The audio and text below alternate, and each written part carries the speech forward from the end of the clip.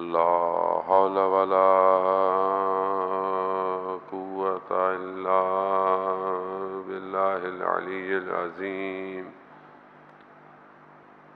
حسبنا الله ونعم الوكيل نعم المولى ونعم النصير أعوذ بالله من الشيطان الرجيم بسم الله الرحمن الرحيم الحمد لله الذي يؤمن الخائفين وينجي الصالحين ويرفع المستضعفين ويزع المستكبرين ويهلك ملوكهم ويستخلف آخرين والصلاة والسلام على رسول ثقلين محبوب رب المشرقين والمغربين جد الحسن والحسين نبينا سيدنا أبي القاسم محمد صلى وعلى آله الطيبين الطاهرين المعصومين لا سيما بقية الله في الأرضين روحي وأرواحنا لتراب مقدم الفداء ولعنة الله على أعدائهم أجمعين بسم الله الرحمن الرحيم رب اشرح لي صدري ويسر لي أمري واحلل عقدة من لساني يفقهوا قولي أما بعد فقد قال الله تبارك وتعالى في كتاب الحكيم والقرآن المجيد وما خلقت الجن والإنس إلا ليعبدون صلوات بيت بابر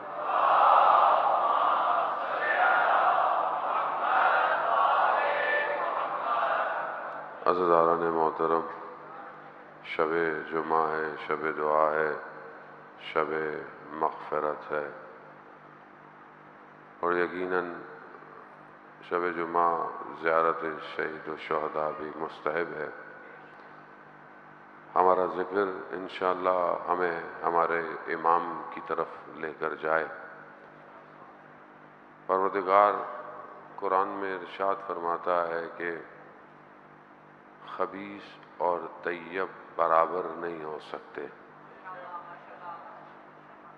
اور ظاہر ہے کہ ان خباثتوں کو پاکیزگی سے جدا کرنا ہوتا ہے جبکہ قرآن کہتا ہے کہ اکثر خبیث ہیں مگر اس پر تم تعجب مت کرو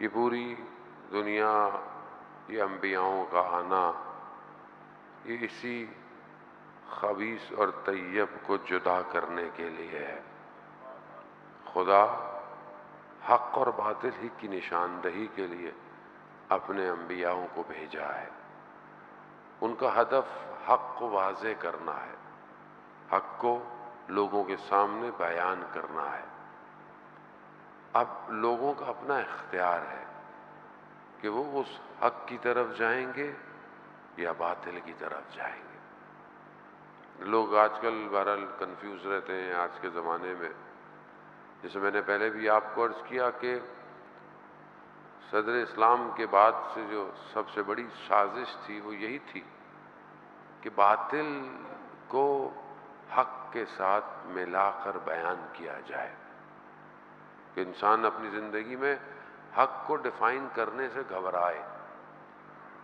اور باطل اتنا مکس ہو جائے کہ انسان کو پتہ ہی نہ چلے کہ یہ حق ہے یا باطل ہے اس لیے پروردگار نے اپنے اولیاء کو بھیجا کہ وہ آئیں اور انسان کو آزمائش میں ڈالیں امتحانوں میں ڈالیں تاکہ ان امتحانوں میں انہیں پتہ چلے کہ حق کیا ہے اور باطل کیا ہے سید الشہداء کربلا آنا حق کو واضح کرنا ہے امت سو رہی ہے، غفلت میں ہے. امت کو کیسے پتہ چلے کہ جو مسند رسول پہ آ کر بیٹھا ہے وہ حق پہ ہے یا باطل پر ہے؟ کہ امت کو کیسے پتہ چلے؟ کیونکہ اس نے تو اپنا سسٹم کیا ہوا ہے، اپنے گورنر خریدے ہوئے ہیں، سارے شہر اپنے کنٹرول میں ہیں، وہاں پر لوگ کیسے آئیں؟ اس کے لیے پروردگار نے اپنے ہادیوں کو ہمیشہ سے بھیجا کہ اس کو دیکھیں اور حق کی طرف بڑھنا شروع ہو جائیں. وعزیزان محترم، امام کا کام امت سازی ہے. امام امت بناتا ہے، اور امت سازی یہاں پر ظہور نہیں کرے گی صحیح طرح. اصل امت سازی کا نتیجہ آخرت میں نظر آئے گا. توجہ کا طالب معززان محترم، وہاں پتہ چلے گا کہ کون سی امت کہاں کھڑی ہوئی ہے. یہاں بہرحال انسان پھنسا ہوا ہے، تھوڑا سا کنفیوز ہے، لیکن جو یہاں پر امام کی طرف آ گیا، جہاں امام لے کر جانا چاہتے ہیں، وہ وہاں پر اسے پتہ چلے گا کہ یہ میں نے جو زندگی میں کام کیا تھا اس کا نتیجہ اسے وہاں ملنے والا ہے. گو کہ یہاں پہ بھی اس کو نتیجہ ملے گا، یہاں بہرحال سختیاں ہیں، آزمائش ہے، اس کو امتحان دینا پڑے گا. ہو سکتا ہے اپنی زندگی میں کچھ نتیجہ دیکھ لے، ہو سکتا ہے نتیجہ نہ دیکھے، لیکن اصل نتیجہ امت سازی کا قیامت میں ہے. اور وہاں واضح ہے، پروردگار کہتا ہے کہ ہم انسان کو دعوت دیں گے، ہم انسان کو بلائیں گے، ہم انسان کے ہاتھ میں کتاب دیں گے. کتاب، علماء تفسیر کرتے ہیں یہ کتاب اصل میں امام ہے، کہ تم جس امام کو مانتے تھے، جس امام کے پیچھے چلتے تھے، وہی امام وہاں تمہیں ملے گا. اب ہم اپنی زندگی میں کس امام کو مانتے ہیں؟ کیا ہم امام کو پہچانتے ہیں؟ آج ہماری مجلس عزاداری، ہماری زندگی، ہماری روزمرہ کی روٹین کیا ہمیں امام کے قریب کر رہی ہے یا ہمیں امام سے دور کر رہی ہے؟ جو جتنا اس دور میں امام کے قریب ہوگا، قیامت والے دن اتنا ہی امام کے ساتھ ہوگا. ہر کوئی اپنے اپنے اماموں کے ساتھ اٹھائے جائیں گے. وہاں پتہ چلے گا کہ یہ جو امام نے امت بنائی تھی، وہاں اس کی وضعیت کیا ہے. وہاں وہ ان جلووں کو دیکھے گا.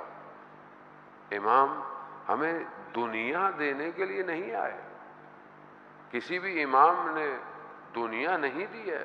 جو امام کی طرف آیا ہے مشکل میں آیا ہے، امتحان میں آیا ہے، آزمائش میں آیا ہے. امام جب خود ظاہری طور پر برسر حکومت آئی تو امام نے کیا کیا؟ بیت المال لوگوں کے لیے جتنا حق تھا اتنا ہی ملے گا. کئی لوگ امام کے مقابلے میں امام کو کہنے لگے کہ مطلب یہ کیا ہے، یہ اصل مشکل کیوں ہے امام علی سے؟ 4 سال کی حکومت ہے اور آپ جنگیں دیکھیں، آپ کیوں؟ کیونکہ امام عدالت قائم کرتا ہے. دنیا کے حاکم عدالت قائم نہیں کر سکتے. دنیا کا حاکم اپنی طرف ہے، اپنی پارٹی ہے، زیادہ مال دے دو، دوسری پارٹی ہے، کم مال دے دو. ہمارا دنیا ایسی ہے. ہم بھی برسر اقتدار آتے ہیں، ہم بھی اقربا پروری کرتے ہیں اپنے دوستوں کے ساتھ. لوگوں نے تو ہم پہ بھی الزام لگا دیا کہ ان کے گھر والے جب کہیں مجلس بولتے ہیں وہاں پڑھنے چلے جاتے ہیں. مولانا بھی اقربا پروری کرتے ہیں. بھائی گھر واپس بھی تو جانا ہوتا ہے انسان کو، تو انسان بہرحال کہیں نہ کہیں ایک سلاٹ تو رکھتا ہی ہے. اللہم صلی علی محمد وآلہ محمد. وہ انسان ضعیف ہے، کمزور ہے. عزیزان محترم، وہ عدل کا امام ہے، عدالت الہی ہے، ذاتی نہیں ہے. اسے حاکم کرنا ہے. اب چاہے کوئی ناراض ہو، کوئی رشتہ دار ہو، قریبی ہو، امام نے وظیفہ بند کر دیا، میں تمہیں زیادہ دے کر اپنے جہنم کی طرف، جہنم کی آگ. یہ امام ہماری تربیت کر رہے ہیں کہ ایک گندم کا دانہ بھی زیادہ دینا انسان کے لیے عذاب پیدا کرتا ہے۔ امام معصوم ہے، اس لیے کوئی چیز امام کو ہلا نہیں پائی، امام تنہا رہ گئے، امام اپنے علم کو کنوؤں میں ٹرانسفر کرتے رہے کہ کوئی سننے والا نہیں ہے۔ حضرت علی اس وقت بھی مظلوم تھے، آج بھی مظلوم ہے۔ اس وقت کس طرح کے لوگ ہیں، مختلف گروہ ہیں جو امام کے مقابلے میں آئے ہوئے ہیں، جنہوں نے امام کو، خود اپنے امام کے چاہنے والے امام کو تنہا چھوڑ گئے۔ امام کہتے ہیں کہ جنگ لڑو، تیار ہو، کبھی کہتے ہیں سردی ہے، کبھی کہتے ہیں گرمی ہے۔ جرداق مسیح جو کرسچن رائٹر ہے، وہ جو کہتا ہے کہ یہ ایسا مظلوم ہستی ہے جو اپنے جانے کے بعد دنیا سے زیادہ مظلوم تر ہو گئی ہے۔ امام کے جانے کے بعد کتنا امام کے خلاف پروپیگنڈا ہوا ہے، کتنا، نام سے گھبراہٹ ہے۔ آج بھی لوگ نام سے گھبراہٹ کرتے ہیں، نام آ جائے وہ یہ معاملہ الہی ہے۔ جب حاکم الہی نظام کو چلانے کی کوشش کرتا ہے، دنیا رکاوٹ ڈالتی ہے۔ آج مظلومیت امام کی کیا ہے کہ ہم امام کے ماننے والے امام کے ان فضائل پہ خوش ہوتے ہیں جسے امام نے اپنے لیے فضیلت ہی نہیں سمجھی۔ ہم ان معجزات کو بیان کر کے خوش ہوتے ہیں، اچھی بات ہے، مناقب اہل بیت بیان کریں، فضائل اہل بیت بیان کریں، لیکن ہم وہ فضائل بیان کرتے ہیں کہ مثلا امام نے جنگ میں ایسا کر دیا، امام نے، یقیناً امام کی تلوار سے ہی اسلام بچا ہے، اس میں کوئی شک نہیں، لیکن امام نے اپنے لیے اس بات کو افتخار نہیں سمجھا۔ امام نے خیبر کو 2 انگلیوں سے اکھاڑ دیا، مگر امام نے اسے افتخار نہیں سمجھا۔ امام اپنے لیے افتخار کس بات کو سمجھتے ہیں؟ کفا بفخر، پروردگار میرے لیے یہی افتخار ہے کہ تو میرا رب ہے اور میں تیرا بندہ ہوں۔ یہ امام کا افتخار ہے، یہ امام کی فضیلت ہے۔ یہ فضیلت ہم بیان، اب ہم بچپن سے کہ چھوٹے سے تو ہمیں نعت علی سکھائی جاتی ہے، یا علی کہہ کر بیٹا کھڑے ہو، یا علی کہہ کر بیٹا بیٹھو، یہ ہماری والدین کی تربیت ہے۔ لیکن ہم جب باشعور ہو جائیں اور عقل ہماری رشد کر جائے، ہم نے امام کو تنہا چھوڑ دیا۔ جب تک چھوٹے تھے تو علی علی کرتے تھے، اب آپ بولیں گے مولانا صاحب ہم تو ابھی بھی علی علی کرتے ہیں۔ دیکھیں، بچپن میں علی علی وہ ضروری تھا، ابھی علی علی کرنے کے لیے حد عقل نہج البلاغہ پڑھنی پڑتی ہے۔ ابھی حد عقل مطلب آپ کی زندگی گزر جائے، آپ ولایت کے نعرے مارتے رہیں اور آپ نے اس ولی کے اقوال نہ پڑھے ہوئے ہوں، آپ کیسے کیا کہیں گے؟ مظلومیت نہیں ہے؟ اس وقت لوگوں نے چھوڑ دیا، آج ماننے والے چھوڑ رہے، کیونکہ تعلیمات مولا کائنات ہم دنیا کو نہیں بتا رہے۔ ہمارے پاس کیا ہے؟ ہم امام کے مقابلے میں لوگوں کو لا کر خوش ہوتے ہیں، جبکہ امام کا مقابلہ لوگوں سے ہے ہی نہیں۔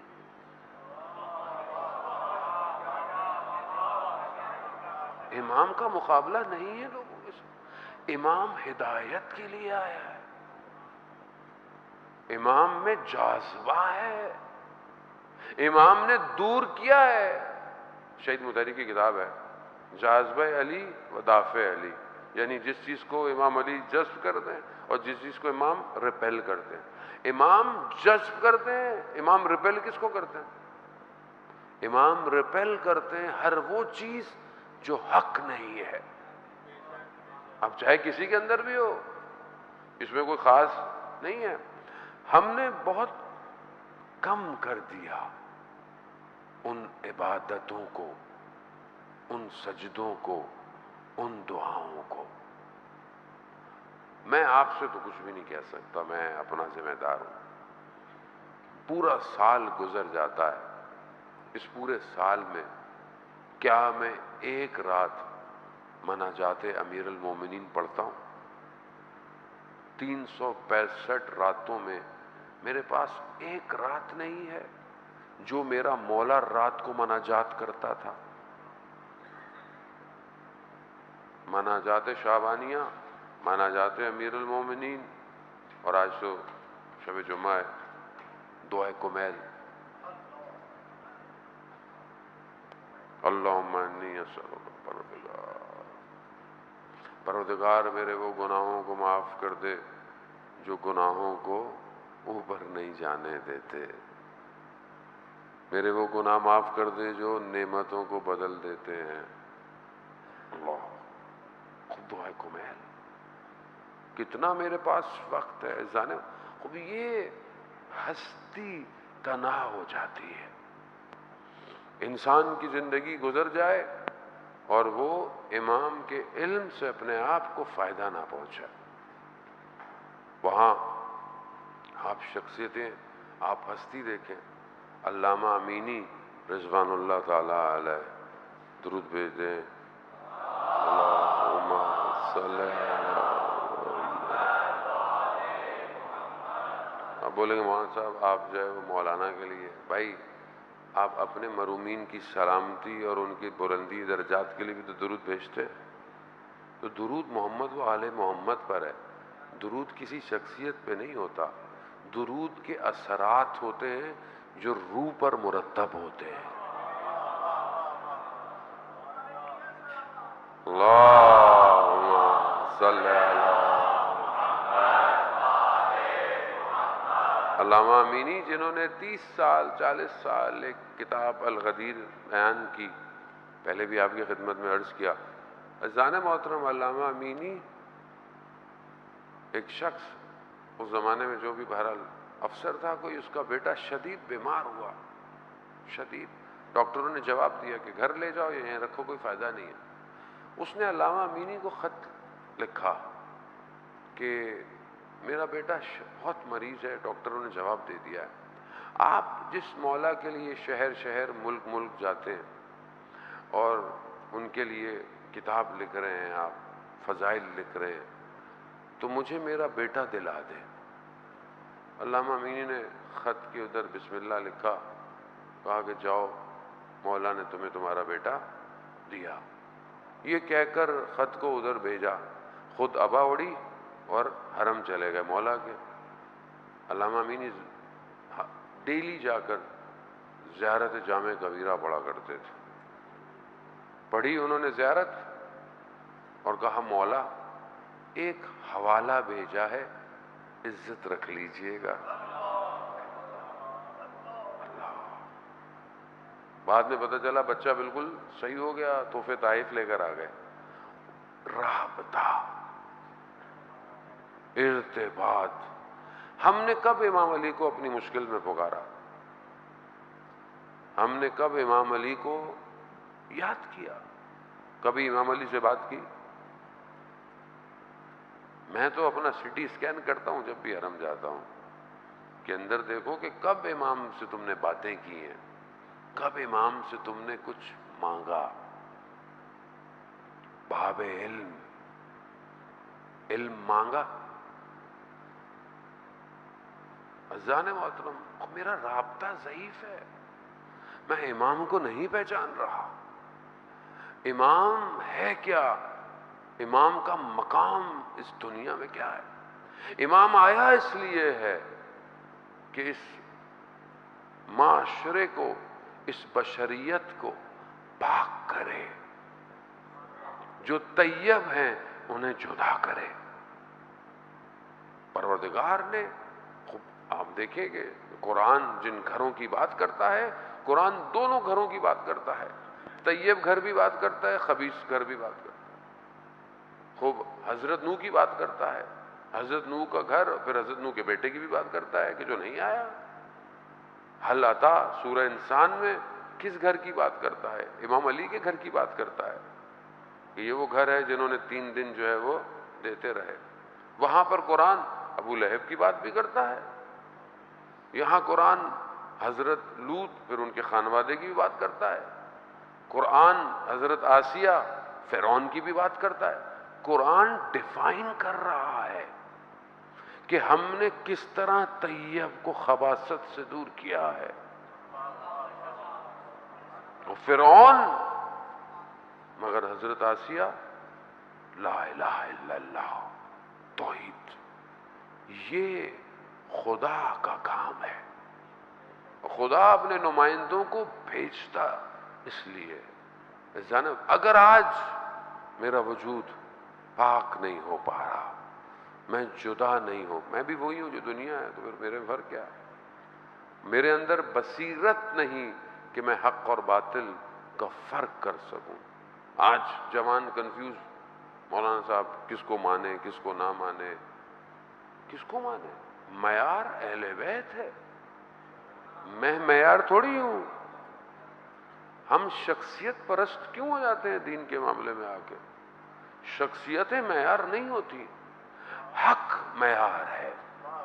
اگر شخصیت حق پر ہے بسم اللہ، اب آپ حق پہ نہیں ہیں، اب آپ پیٹتے رہو، پیچھے پیٹتے رہو، کیا فائدہ؟ اس کا مطلب ہے کہ آپ اسلام نہیں سمجھے۔ نہج البلاغہ جو ہے وہ خصوصیات بتا رہا ہے کہ کیسا شخص ہو۔ معاشرہ کیوں اتنا کنفیوز نظر آتا ہے مگر اسے حق نظر نہیں آ رہا؟ اس کا مطلب ہے کہ ہم حق کو نہیں، ہم نفس کی پوجا کر رہے ہیں۔ کیونکہ امام امت بناتا ہے تو جو دوسرا امام ہے جو الٹے ہاتھ والا ہوتا ہے وہ بت بناتا ہے، اور ہم بھی بتوں کی پوجا کر رہے ہیں۔ باہر آنا پڑتا ہے، شخصیتوں سے باہر آنا پڑتا ہے، اداروں سے باہر آنا پڑتا ہے۔ میں زیادہ بولوں گا تو پھر مشکل ہو جائے گی، خود سمجھنے کی کوشش کریں جانے محترم۔ حق، اب آپ بولیں اتنا قریب قریب ہے ہم پھر کنفیوز ہیں، ہم کیا کریں؟ تو قرآن، باطل خود کچھ نہیں ہوتا، باطل ہمیشہ حق کا سہارا لیتا ہے۔ وہ کیسے لیتا ہے؟ قرآن میں جب سامری کو جا کر پکڑا حضرت موسیٰ نے، تم نے کیا کیا؟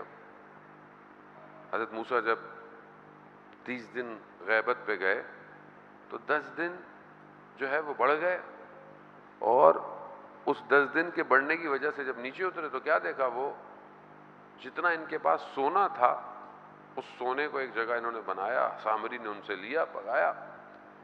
جب یہ دریا کو پار کر رہے تھے تو آگے آگے حضرت جبرائیل تھے۔ سامری نے ان کی سواری کے قدموں کی وجہ سے دیکھا کہ مٹی جو ہے وہ موومنٹ میں ہے، کھنک رہی ہے، اس نے وہ مٹی اٹھا لی، اس نے اس سونے کے اندر اس مٹی کو ڈالا، باطل میں حق کو ڈالا۔ نہیں عزیزان محترم، ابھی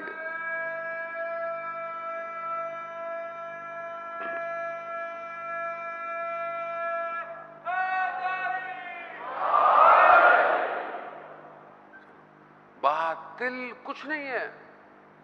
وہ لوہا، وہ سونا بنا بھی لیتے تو کیا تھا؟ اس میں حق ڈالا، حق جب ملا تو اس میں سے تھوڑی سی آواز آنا شروع ہو گئی، تو کیا کہا؟ یہ موسیٰ کا رب ہے۔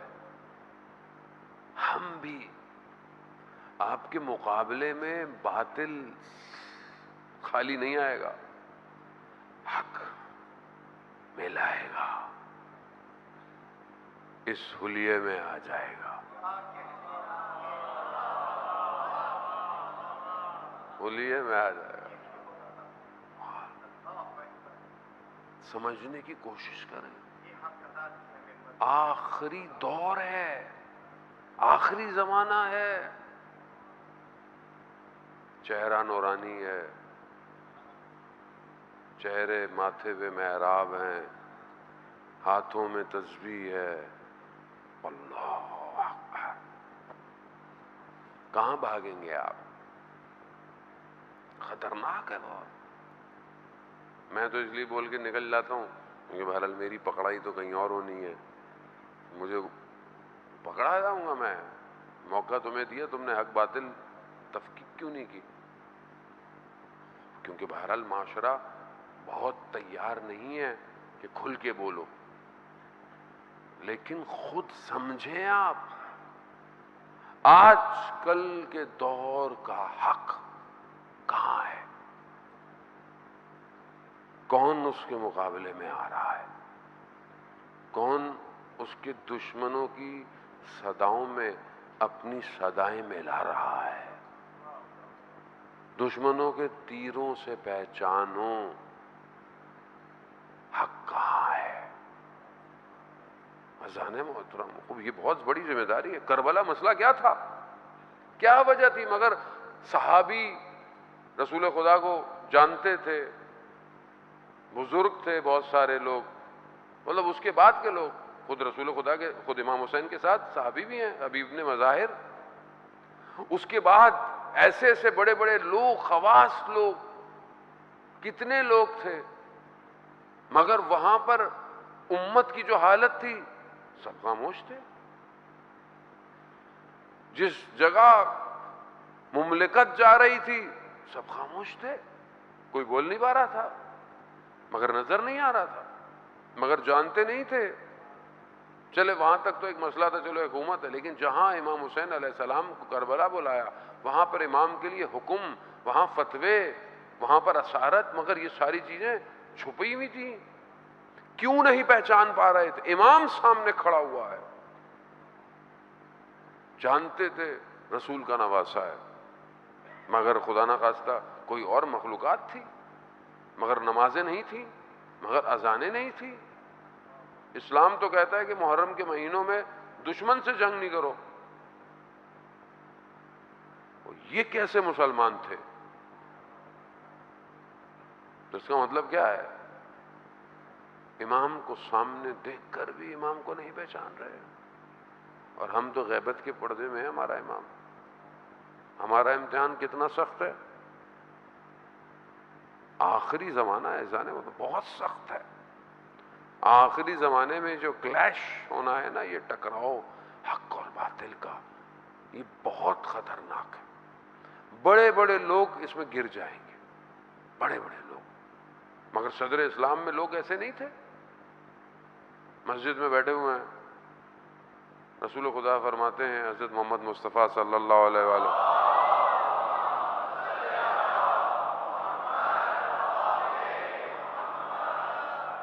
رسول خدا فرماتے ہیں کہ کیا دیکھ رہے ہو؟ صحابی نے تو کہا ہے علی کے چہرے کو دیکھنا عبادت ہے۔ جب وقت آئے گا علی کے مقابلے میں آ جاؤ گے۔ آسان نہیں ہے، سخت ہے۔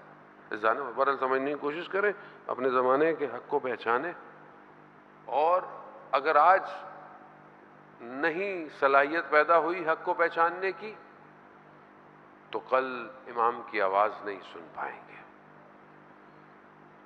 اسی لیے خدا کی طرف رجوع کریں، خدا کی بارگاہ میں توکل کریں۔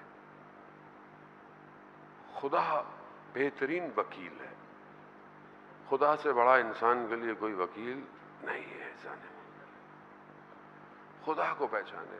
رسول خدا مسجد میں آتے ہیں، ایک بچہ ہے، رسول خدا اس سے پوچھتے ہیں بچے سے کہ میں تمہیں کتنا پیارا لگتا ہوں؟ کہا یا رسول اللہ مجھے آپ میرے ماں باپ سے زیادہ پیارے لگتے ہیں۔ کہا اور کتنا پیارا لگتا ہوں؟ کہا یا رسول اللہ مجھے آپ مجھ سے بھی زیادہ، میری جان سے بھی زیادہ پیارے لگتے ہیں۔ وہ ایک ایک کر کے بتا، پھر رسول خدا نے بولا کہ میں تمہیں کیا خدا سے بھی زیادہ پیارا لگتا ہوں؟ بچہ تھوڑی دیر چپ ہو گیا۔ بچے نے کہا یا رسول اللہ آپ مجھے خدا ہی کی وجہ سے پیارے لگتے ہیں۔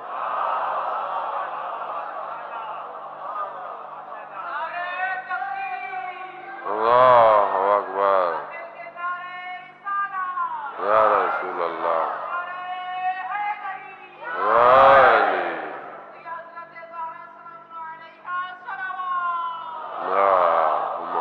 صلی محمد وآلہ۔ وہ انسان خدا توکل علی اللہ ہے، جب خدا ہو تب انسان، جب سب دروازے بند ہوں پھر خدا پر توکل کریں۔ جان موت ہمارا توحید ہماری سی کمزور ہے، ہم اس طرف بڑھ نہیں پاتے، ہم مشکلات ہوتی ہیں تو بھی اس میں خدا کو کس طرح پکارتے ہیں، خدا کو کس طرح، خدا تو آزمائش میں ڈالتا ہے، خدا امتحان میں ڈالتا ہے۔ حضرت یعقوب، حضرت ایوب اللہ کے نبی ہیں، کتنی مشکلات آئیں، باغ چلا گیا، مال چلا گیا، اولاد چلی گئی، گھر بار چلا گیا، صحت چلی گئی۔ حضرت ایوب کیا کر رہے ہیں؟ صبر کر رہے ہیں، صبر۔ لیکن جب لوگوں نے تانے دینا شروع کیے نا کہ یہ کوئی نہ کوئی چیز ہوگی جس کی وجہ سے اللہ نے عذاب یہ مشکلات میں ڈالا ہے، تو حضرت ایوب کا صبر جو ہے نا وہ بس ہو گئی۔ حضرت ایوب نے کہا پروردگار تو نے میرا مال لے لیا، باغ لے لیا، تو نے اولاد لے لی، تو نے سب لے لیا، تو نے صحت لے لی، مگر پروردگار اب مجھ سے صبر نہیں ہوتا، یہ مجھ سے صبر نہیں ہوتا۔ تو آواز آئی ایوب وہ جو تم نے صبر کیا تھا وہ تم نے کیا تھا یا ہم نے کروایا تھا؟ وہ تم کیسے کہہ رہے ہو کہ وہ میں نے صبر کیا، میں نے اس پہ صبر کیا، میں نے اس پہ، یہ تمہیں صبر کس نے دیا؟ عزیزان محترم، خدا، توحید، انسان خدا کی طرف بڑھے۔ اور جب زندگی میں انسان خدا کی طرف بڑھتا ہے تو خدا خود اپنے بندے کی ہدایت کرتا ہے۔ آپ کسی ایک استاد کے پاس جاتے رہیں جاتے رہیں جاتے رہیں جاتے رہیں جاتے رہیں، وہ کیا کرتا ہے؟ وہ کہتے ہیں چلو اس کو کچھ پڑھا ہی دو، کچھ اس کو بتا ہی دو۔ وہ علیم ہے، خبیر ہے، بصیر ہے، اس کے دروازے آپ کھٹکھٹائیں گے وہ آپ کو خالیات جانے دے گا۔ اگر اس کی بارگاہ میں جائیں گے تو غیب کے پردوں کو آپ کے لیے کھول دے گا۔ خوب جانے کی کوشش کریں۔ جوان آیت اللہ فاطمی نے آ کہ خدا ان کے درجات بلند فرمائے، کچھ عرصے پہلے ان کا انتقال ہوا۔ عارف شخصیت تھیں، بڑے بڑے عرفاء کو ترک کیا ہوا تھا۔ آیت اللہ خامنائی نے خود الگ سے ان کا بھی جنازہ پڑھایا۔ بہت ایک خوبصورت بات کہتے تھے کہ اگر تم یہ دیکھنا چاہتے ہو کہ خدا نے ابھی تمہیں تمہارے حال پہ نہیں چھوڑا اور تمہارے وجود میں خیر رکھی ہوئی ہے نا، تو بس ایک طریقہ ہے چیک کرنے کا، عارف ہی پہچانتا ہے۔ کہا اگر تمہارے دل میں حضرت فاطمہ کی محبت ہے، اللہم صلی علی محمد آل محمد، کہا اگر ان کی محبت ہے تو سمجھ لو پھر خدا نے تمہیں تمہارے حال پہ چھوڑا۔ ہم درک نہیں کر سکتے ان مراحل، کتنی بڑی نعمت ہے وہ رابطہ، کتنا عظیم رابطہ ہے۔ ہم بہرحال خدا میں توفیق دے کہ ہم وہاں پہنچنے کی کوشش کریں۔ وہ بیان کرتے ہیں کہ ایک تہران کے باہر ایک گاؤں تھا، وہاں ایک عالم دین کا انتقال ہو گیا، اور اس کے انتقال کے بعد لوگوں نے اس کے بیٹے کو وہاں پہ مسجد تھی، اس کو مولانا بنا دیا، بٹھا دیا باپ کی جگہ۔ اس نے اتنا پڑھا ہوا نہیں تھا، پڑھا لکھا اتنا نہیں تھا، اب بیٹھ گیا، مجبوری تھی۔ اب کچھ آتا تھا، بہت کچھ نہیں آتا تھا، اپنی طرف سے لوگوں کو بتاتا رہا۔ ایک دن اس نے دیکھا کہ اس کی داڑھی میں سفید بال آ گیا ہے، تو اسے احساس ہوا کہ اتنے عرصے سے لوگوں سے جھوٹ بول رہا ہے۔ شرمندہ ہوا، خدا کی بارگاہ میں توبہ کی، آیا منبر پہ، لوگوں کو بولا کہ میں معذرت چاہتا ہوں، میں نے اتنے عرصے سے آپ لوگوں سے، الٹا لوگ اس کو خیال کرتے، لوگوں نے اسے بڑا مارا اور اس کے کپڑے بڑے پھاڑ دیے، اس کو گاؤں سے باہر نکال دیے۔ وہ اسی حالت میں شہر پہنچا تو اس کی ملاقات ایک شخصیت سے ہوئی، کہا کہ کیا ہو گیا؟ کہا ایسے ایسے، تو کہا تو پھر علم حاصل کیوں نہیں کر لیتے؟ پڑھ لو، جب علم کا مسئلہ ہے تو۔ کہا میں کہاں پڑھوں؟ کہا فلانے مدرسے میں جاؤ، وہاں جاؤ۔ وہاں گیا تو وہاں پر استاد، اس نے بولا کہ میرے پاس تو وقت نہیں ہے پڑھانے کا۔ واپس نکلا، دیکھا پھر وہی شخصیت مل گئی۔ کہا کیا ہوا؟ کہا استاد کہہ رہا میرے پاس وقت نہیں ہے۔ کہا اس سے کہو کہ فلانے وقت نماز سے پہلے اتنے منٹ ہوتے ہیں، ان منٹوں میں، اور فلانا حجرہ خالی ہے مدرسے میں، اس حجرے میں پڑھائے۔ اب جب اس نے جا، اس نے بولا ہاں بات تو صحیح کہہ رہا ہے، پڑھانا شروع کیا، پڑھتا رہا۔ ایک دن استاد نے کہا آج مجھے کتاب نہیں مل رہی تو آج درس نہیں ہوگا۔ واپس دیکھا پھر وہی شخصیت مل گئی۔ کہا کہ کیا ہوا؟ کہا آج وہ، کہا استاد سے کہو کہ مہمان آئے تھے، فلانے قفسے میں بک ریک میں کتاب رکھ کے چلے گئے۔ اب جب اس نے جا کے استاد کو یہ بتایا، استاد بھی استاد تھا، کہا کہ یہ کون ہے جو میرے اوقات سے، میرے حجروں سے، میری کتابوں سے واقف ہے؟ کون ہے؟ استاد جانتے تھے کہ یہ کوئی اور نہیں ہے، یہ وقت کا امام ہے، مگر امام جسے چاہیں وہی پہچانتا ہے۔ اب وہ جوان نہیں پہچانا، اسے کہا کہ ان سے کہو کہ کیا ہم بھی ان سے ملاقات کر سکتے ہیں؟ وہ کہتے ہیں کہ وہ بہرحال ان کے پاس گیا تو انہوں نے کہا کہ اس سے کہو کہ ہم اس سے راضی ہیں، جب وقت ہوگا تب مل لیں گے۔ پھر وہ کہتے ہیں کہ وہ پھر شاگرد بھی نظر کبھی نہیں آیا۔ عزیزان محترم، خدا کی بارگاہ میں انسان سچی توبہ کر لے، امام انسان کی ہدایت کے لیے آ جاتا ہے۔ نیت سچی ہونی چاہیے۔ بڑے بزرگ کہتے تھے نا کہ اگر نیت اچھی ہو تو مرشد دروازہ کھٹکھٹاتا ہے آ کے۔ نیت صاف کرے اور پہچانے پروردگار کو۔ سید الشہداء لا الہ الا اللہ کی خاطر آئے تھے۔ اگر آج ہماری زندگی میں لا الہ الا اللہ نہیں ہے تو سمجھ لیں گے پھر ہم لوگ خود گڑبڑ میں ہیں۔ جانے مجلس سے اٹھ کر انسان اگر اپنی تربیت نہ کر پائے، انسان کا اخلاق اچھا نہ ہو، نہیں ہے۔ اور یہ مجلسیں ہماری نہیں ہیں، ہر کوئی اپنی نوکری کر رہا ہے۔ آپ سننے آتے ہیں، میں سنانے آتا ہوں۔ نہ ذکر میرا ہے نہ ذکر آپ کا ہے، یہ ذکر کسی اور کا ہے۔ وہی کرواتے ہیں، وہی سنواتے ہیں۔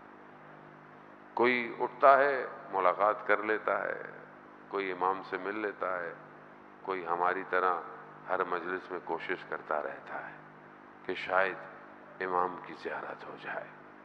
عزیزان محترم، شب جمعہ ہے، شب دعا ہے، شب مغفرت ہے، شب زیارت سید الشہداء ہے۔ آج تمام ارواحیں جو ہیں وہ کربلا کی طرف ہیں۔ اس لیے آج امام کی زیارت کھلے آسمان کے نیچے 3 دفعہ جا کر پڑھنی چاہیے۔ 3 دفعہ جا کر آپ سلام کریں، السلام علیکہ یا ابا عبداللہ، آپ کی زیارت ہو جائے گی۔ یقین ہونا چاہیے انسان کو، انسان اپنے وجود سے جائے۔ آیت اللہ شمس الدین ایک خانوادے کا واقعہ بیان کرتے ہیں، کافی پہلے کی بات ہے۔ کہتے ہیں کہ مجلس کرواتے تھے، عزاداری کرواتے تھے، مگر ان کے پاس اس سال اتنے ذرائع نہیں ہوئے کہ وہ مجلس کر سکے۔ دونوں میاں بیوی پریشان ہیں کہ کیا کریں۔ شخص نے کہا کہ ہمارا ایک بیٹا ہے، اگر ہم اس کو بازار میں بیچ دیں اور اس سے جو پیسے ملے اس سے عزاداری کر لیں۔ بیٹا آیا، اسے بولا، بیٹا بھی راضی ہو گیا، بیٹے کا سر منڈوایا، باپ بیٹے کو بازار لے گیا، سارا دن کھڑا ہو رہا کہ کوئی خریدار آئے گا، کوئی نہیں آیا۔ جیسے ہی شام ہوئی نکلنے لگے، دیکھا ایک گھوڑے سوار آیا۔ اس نے کہا کہ غلام بیچنا ہے؟ کہا کتنے کا؟ کہا کوئی بھی قیمت۔ ایک قیمت دی، غلام کو اپنے ساتھ بٹھایا اور بیٹا سوار کے ساتھ جانے لگا۔ جیسے ہی شہر کا دروازے سے باہر نکلنے لگا، بیٹے نے مڑ کر دیکھا۔ گھوڑے سوار نے کہا کہ کسے دیکھ رہے ہو؟ کہا میرا پچھلا جو غلام تھا، آقا تھا، بہت اچھا تھا، اسے دیکھ رہا۔ کہا جھوٹ بول رہے ہو، وہ تمہارا آقا نہیں تھا، وہ تمہارا باپ تھا۔ کہا جاؤ، چلے جاؤ اپنے باپ کے پاس۔ کہا نہیں، میرا باپ کہے گا کہیں میں بھاگ کر آ گیا ہوں۔ کہا نہیں، باپ سے کہو مجھے حسین نے آزاد کیا ہے۔ امام حسین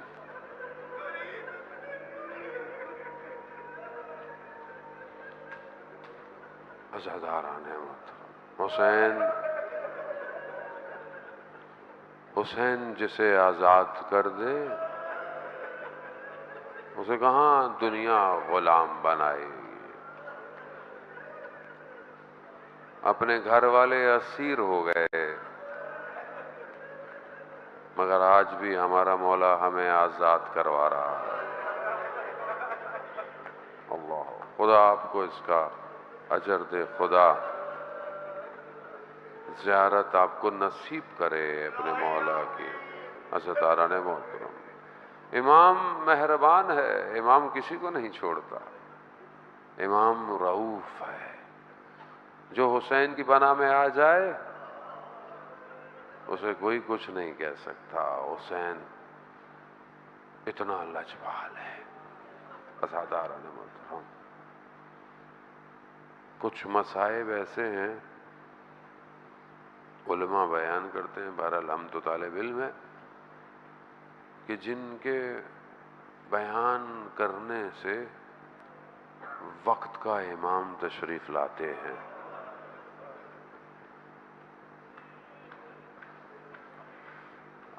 ہم بھی آئیں اپنے مولا کو درخواست دے سکتے ہیں، مولا ہماری مجلس پہ نظر کرم کیجئے۔ یقیناً آج آپ بھی کربلا ہوں گے، لیکن ایک نگاہ ہم پر کر لیجئے، یہ آپ کے جد کے لیے رونے آئے ہیں۔ علماء بیان کرتے ہیں کہ جب حضرت غازی عباس کے مصائب پڑے جائیں، چچا سے سب کو بڑی محبت ہے۔ اللہ اکبر، کیسا با وفا ہے کہ کہیں پر اپنے مولا کو مشورہ نہیں دیا۔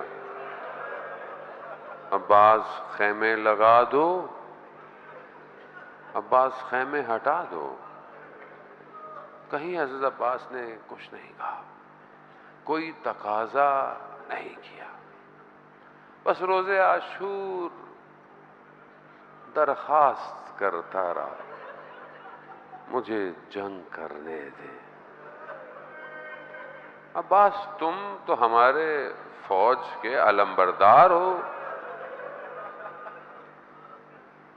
آخری وقت میں میرے مولا نے کیا کہا؟ کہا مولا وہ فوج کہاں؟ اللہ، عزاداران محترم، باب الحوائج ہے، اپنی حاجتیں لیں باب الحوائج سے۔ آیت اللہ شمس الدین کہتے ہیں ایک شخص عالم دین کربلا پہنچا، رات ہو گئی تھی، حرم کا دروازہ بند تھا، گیا استراحت کرنے لگا۔ خواب میں کیا دیکھتا ہے؟ خواب میں دیکھتا ہے کہ بین الحرمین ہے یا سید الشہداء کا حرم ہے، رسول خدا مولا کائنات موجود ہیں.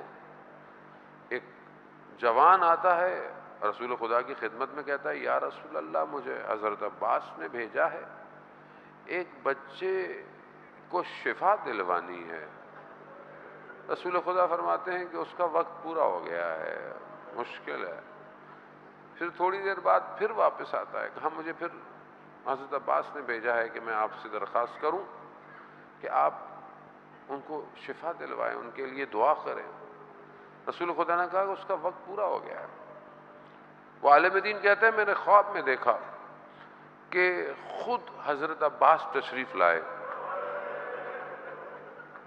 حالت یہ ہے کہ ہاتھ قلم ہوئے ہوئے ہیں. رسول خدا سے کہا کہ یا رسول اللہ مجھے باب الحوائج کیوں کہتے ہیں؟ یا یہ لقب ہٹا دیں یا اس بچے کو شفا دیں. اس کی ماں ہم سے توسل کر رہی ہے. رسول خدا نے ہاتھ اٹھائے، کہا علی میں دعا کروں گا، آپ آمین کہیں. اس کی آنکھ کھل گئی. یہ کہتے ہیں کہ میں اٹھا دوڑتا ہوا حرم گیا، حرم بند تھا. خادم سے پوچھا کوئی اندر ہے؟ کہا ہاں نجف کا قبیلہ ہے، اس کے سردار کا بیٹا بیمار ہے، اس کی ماں زری کے پاس بیٹھی ہوئی ہے. کہا کھولو. اندر گئے، کہا بی بی اٹھ جا، عباس نے بیٹا دیا. باب الحوائج ہے.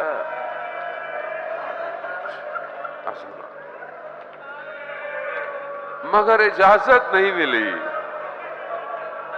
اجازت دیکھا خیموں میں آتش کی آوازیں گونجی، پیاس پیاس، بچوں کی آوازیں گونجی. بچوں کے پانی کے لیے اجازت مل گئی. عباس پانی لے آؤ.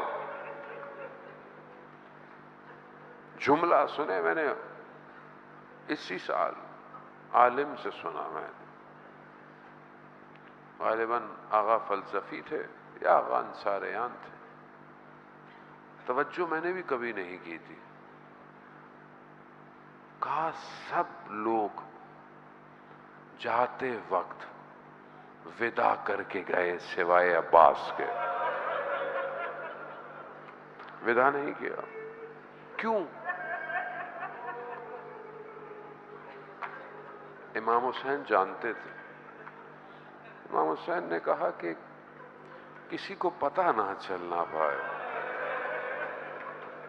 آسان نہیں تھا عباس سے ودا کرنا، اسی لیے پانی لینے بھیجا. خیموں میں بھی یہی سمجھتے رہے کہ پانی لینے گیا ہے. اللہ اکبر. عزاداران محترم، عباس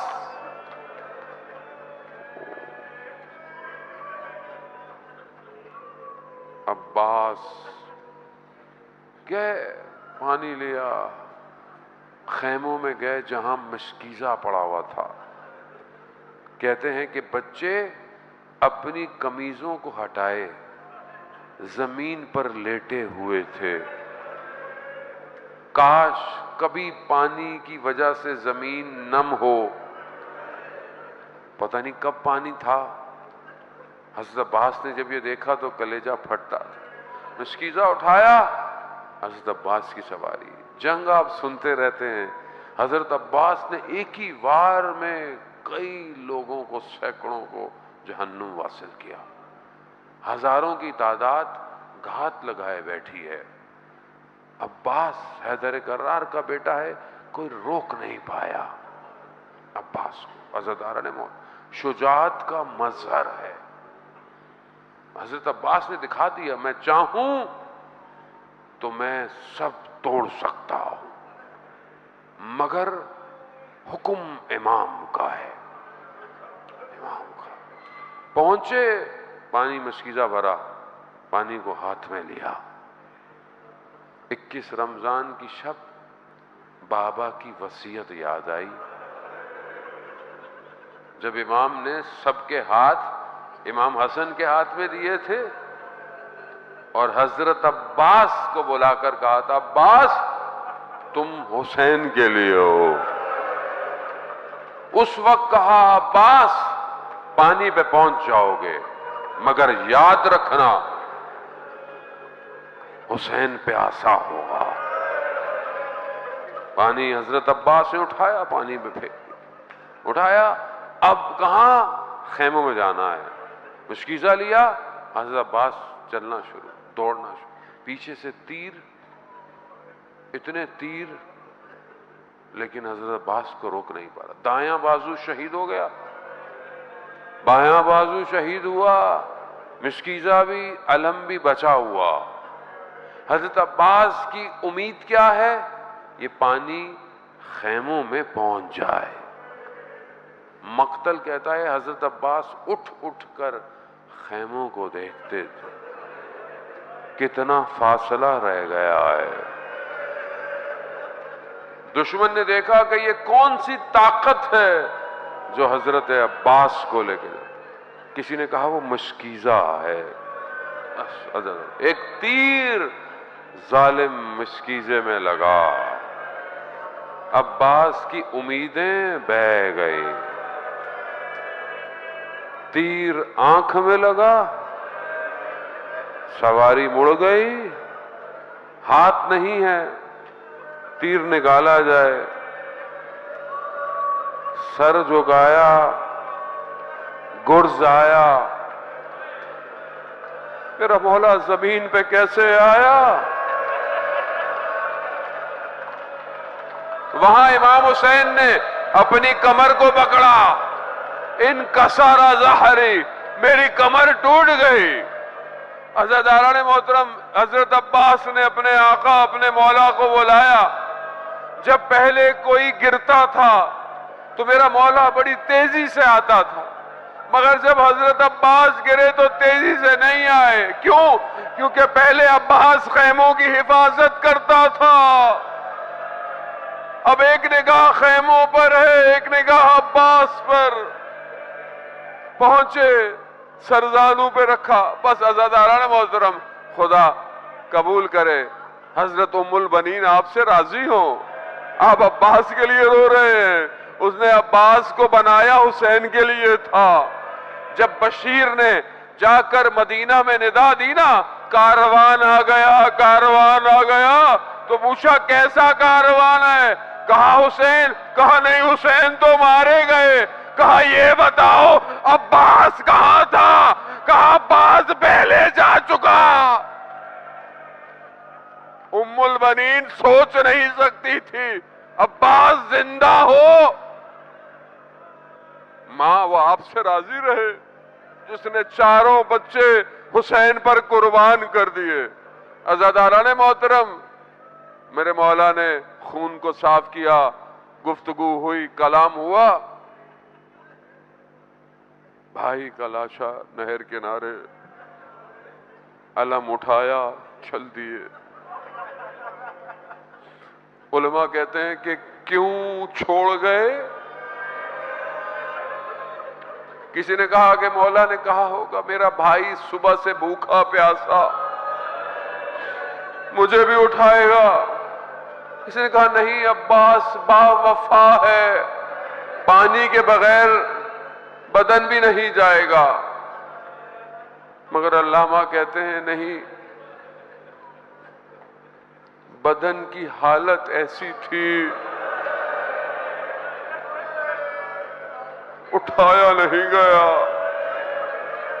آیت اللہ کہتے ہیں میں نیچے اترا قبر کے اندر, میرے ساتھ حرم بنانے والا تھا, وہ قبر کو دیکھتا تھا, مجھے دیکھتا تھا, قبر کو دیکھتا تھا, مجھے دیکھتا تھا.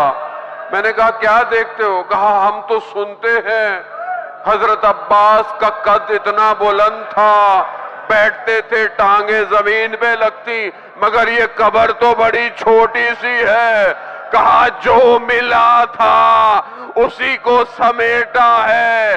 عزاداران محترم, یہاں اس بچی نے دیکھا علم آ رہا ہے، بچوں چچا آ رہے ہیں، بانی آ رہا ہے، مگر اب کیا دیکھا؟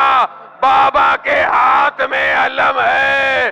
بچی بھی بھول گئی، کہا بابا چچا عباس، کہا نہر کنارے۔